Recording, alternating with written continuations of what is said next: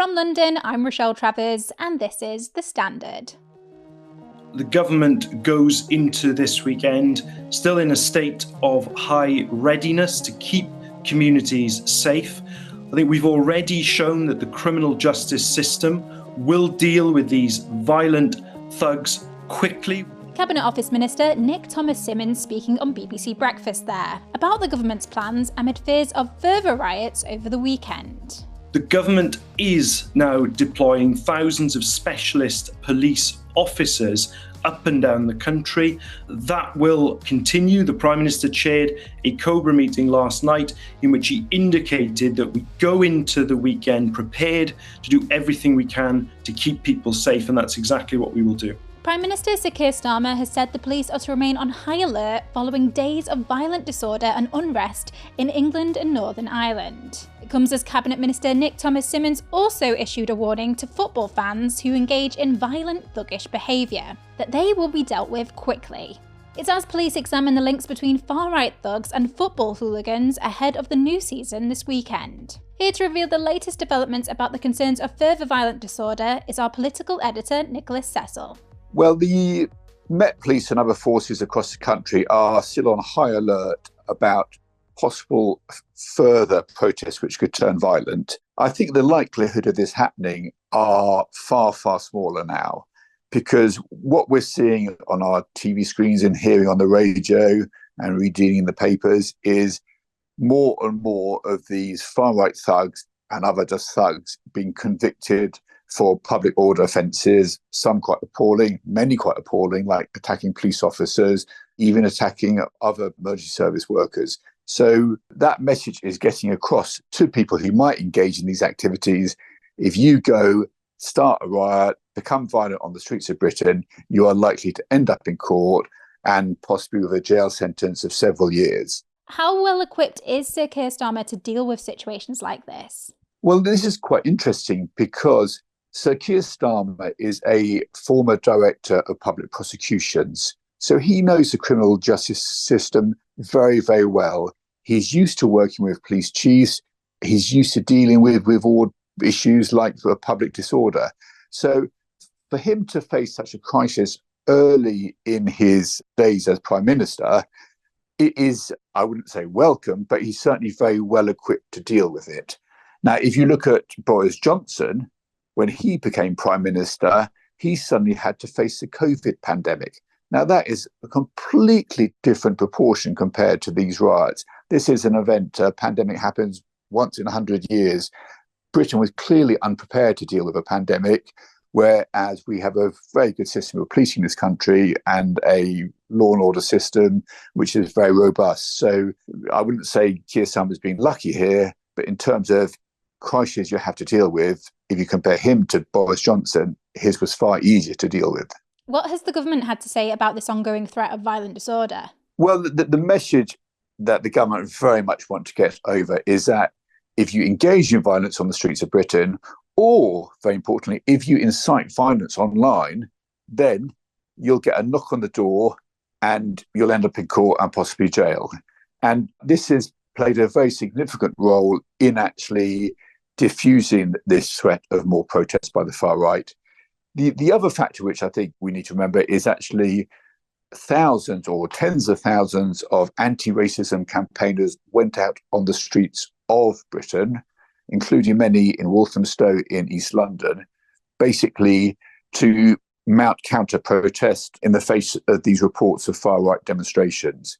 And I think they also played a role in ensuring that there was no violence or very little violence on Wednesday evening when there were fears that there could be widespread disruption. The government has also warned football thugs, some of whom might be tied to these groups. What have they said about that? Well, this is Cabinet Office Minister Nick Thomas-Symonds, and it's the start of the football season this weekend.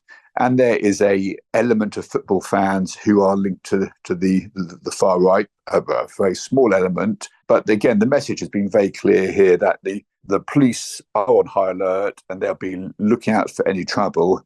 And basically, if you start fights, if you start hurling objects at the police or other people, it's very likely that you'll get arrested. The Mayor of London, Sadiq Khan, was speaking yesterday about the far-right protests, including his personal experience as a British Muslim politician. We can actually hear a clip of that now. Well, clearly I'm not safe, which is why I've got police protection. I think for the last few years, we've seen politicians, including from the last government, use language that's not guarded. Talking about an invasion, talking about Islamists running the country, talking about Islamists running London. This sort of language leads to people believing some of this stuff. I think great politicians, good politicians, address people's fears. Poor ones play on people's fears, and these sorts of people play on people's fears. What has Sadiq Khan said about the ongoing threat? Well, the Mayor of London has police protection, which in itself says a lot about the situation in this country. A lot of these threats are partly online, and social media has got a significant, important role to play here. And there's a feeling, certainly in government and in other parts of the country, that social media bosses like Elon Musk are not doing enough to ensure that their platforms are not used to incite violence and other crimes. And certainly Sir Keir Starmer was stressing that social media can't be a law-free zone. And the government have also made very clear that if needed, they're willing to strengthen, to toughen up the Online Safety Act. So these are a series of measures coming in already to impose some restrictions on social media so that they're not used by the far right and other malign forces. But certainly at the moment, there's quite a widespread feeling that social media companies need to up their game here. What's the advice to the public going into the weekend? Well, the advice to the public is very much, if you see any incident or if you get caught up in anything, go call the police.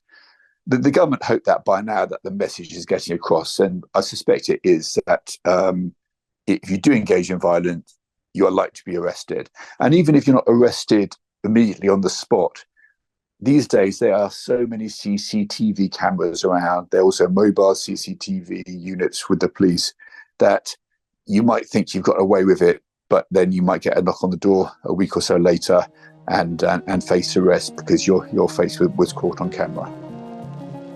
Let's go to the ads. Coming up in part 2, Elle Hunt discusses dynamic pricing and how it's impacting music fans wanting to see their favourite artists. I think the reason I don't like dynamic pricing is that it kind of just creates the same issue as secondary reselling in the primary market. And I think that it would be a lot fairer for fans if artists were just a bit more transparent about what they think their show is worth. The Standard Podcast will be back in just a moment. Welcome back. Have you heard of dynamic ticket pricing? Well, it's what may be happening when you're booking tickets to watch your favourite musical artists live, and could be what prices you out of actually buying them. Our commissioning editor and writer on the Culture Desk, Elle Hunt, has been looking into this issue for The Standard. Elle, just explain what exactly is dynamic pricing and how does it work? So dynamic pricing is a relatively new kind of system for buying gig tickets, which has been adopted by a lot of the big sellers.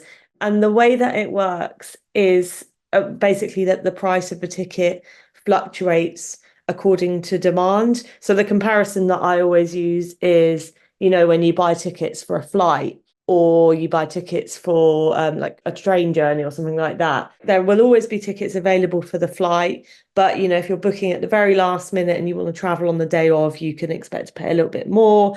If there's a flight that hasn't had much kind of uptake for whatever reason, you can get yourself a bargain. So for something like that, dynamic pricing, I can really see the advantage. With something like, say, a Taylor Swift concert, for example, where she's headlining Wembley Stadium and the demand is kind of flat, every ticket for that show is going to get booked up either way. In my view, it's more to do with maximising profit. So obviously the secondary resale market has been a big kind of talking point and issue for the ticketing industry in the UK. So touts targeting sales, buying all of these tickets for very high demand shows and then reselling them on at a massive markup. And dynamic pricing, the way that I see it, is kind of these primary ticketing sites trying to recoup some of that profit that's been made by secondary for themselves.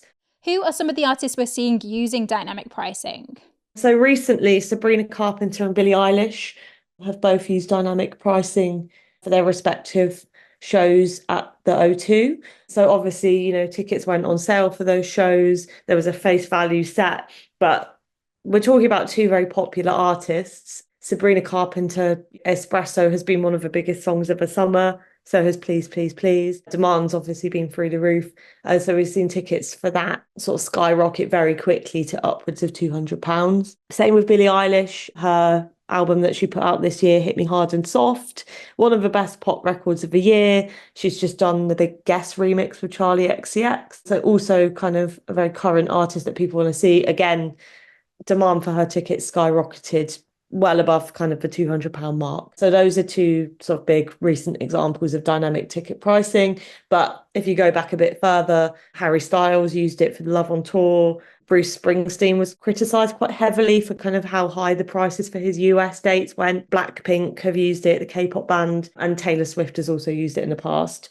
It's sort of something that artists can opt into, and it's beginning to become more common, especially for those big shows where there is a lot of demand and people are willing to pay, quite a lot of money to go to these big sort of event shows. Are there artists who aren't using it? So for Charlie XCX's Brat tour, which I think is in November, she's opted out of that. I can't remember exactly how much the tickets are, but they're sort of around the £50 mark. And that's just a flat fee for anyone who books a standing ticket. Another artist who's just not doing dynamic ticket pricing is Chapel Roan, who released her debut last year and is on the up, massively on the up. She had one of the biggest crowds that Lollapalooza has ever seen, and she's coming to Brixton Academy later this year in September. And again, her tickets are a flat rate, just sort of, I think they're around the £35 mark. You either get them or you don't. So that's another example of a kind of artist who's really spiking in popularity right now, who's just decided not to adopt that model.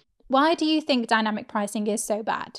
I've always thought that the problems that we've been having with secondary ticket sites where touts resell tickets for really in-demand shows at a hugely inflated price, there's no transparency during the consumer journey. People are being landed with absolutely astronomical sums at the checkout, and because it's their favourite artist and they really want to be there, sometimes they panic and pay it. These are massive issues for the music industry, and there's lots of sort of campaign groups like the Fanfare Alliance who are kind of fighting to clamp down on these secondary ticketing sites and make things fairer for consumers. And I think that's a really great thing that I really welcome. I think the reason I don't like dynamic pricing is that it kind of just creates the same issue as secondary reselling in the primary market. And I think that it would be a lot fairer for fans if artists were just a bit more transparent about what they think their show is worth. If you're Taylor Swift and you want to charge £300 for a ticket because you think that's what the show is worth, I think you should just do that. I went to a gig late last year by Salt, that enigmatic neo-soul collective with Cleo Soul, Little Sims, Michael Kiwanuka. They're all sort of rumoured members of it. That came under a large amount of fire because they charged £100 for this show that they did at Drumsheds. And people were saying that's really, really expensive. But the show that they actually staged was incredible. One of the best kind of high production gigs that I've ever been to. And I think that everyone left that show thinking that was kind of fair. So I kind of back that approach a little bit more. If you think you can charge £100 for a show, £200 for a show, just be transparent about that up front. Fans can make that decision whether they're willing to pay it or not. You can read more about these stories and others in the Standard newspaper or on our website, standard.co.uk. And that's it from this episode. This podcast will be back on Monday at 4 p.m.